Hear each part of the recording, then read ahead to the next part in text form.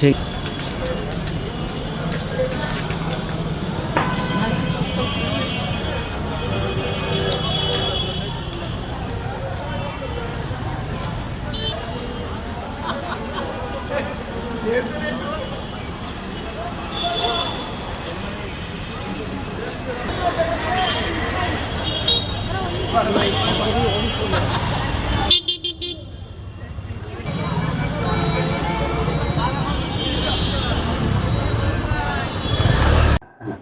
আপনারা জানেন যে এই মুহূর্তে দেশে মোটামুটি ব্যাপকভাবে মিজেলস বা হাম রোগের সংক্রমণ দেখা গেছে।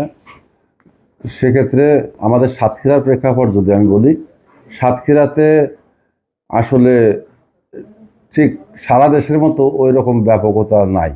প্রথমত আমরা এ পর্যন্ত 40টা স্যাম্পল আমরা পাঠাইছি। 40টা স্যাম্পলের ভিতর আমাদের একটা হাম রোগী পজিটিভ পাওয়া গেছে এবং একটা রুবেলা পাওয়া গেছে।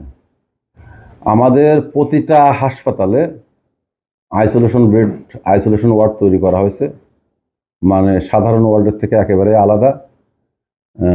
যেমন আমাদের সদর হাসপাতালে দেখবেন যে আলাদা বিল্ডিংয়ে ওয়ার্ড করা হয়েছে এবং সেখানে লিখেই দেওয়া আছে এটা মিজেলসের জন্য আইসোলেশন ওয়ার্ড। এরকম প্রতিটা হাসপাতালে এটা করা হয়েছে এবং এটা নিয়ে আমরা ব্যাপকভাবে কাজ করতেছি। প্রতিটা স্বাস্থ্য সহকারীদেরকে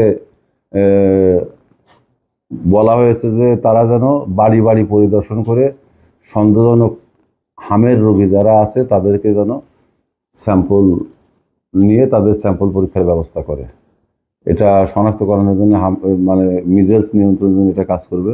আমাদের সদর হাসপাতালে, মেডিকেল কলেজে এখানে আমাদের লোক সেট করে দেওয়া হয়েছে। তারা প্রতিনিয়ত হাসপাতালে আগত রোগীদের বা যাদের সন্দেহজনক হাম রোগী আছে তাদের স্যাম্পল নেওয়া হচ্ছে, হাসপাতাল থেকে নেওয়ার ব্যবস্থা করা হচ্ছে এবং যদি কারো সন্দেহজনক হয় তাদেরকে ভর্তি করা হচ্ছে, ভর্তি করার মতো হলে ভর্তি করা হচ্ছে।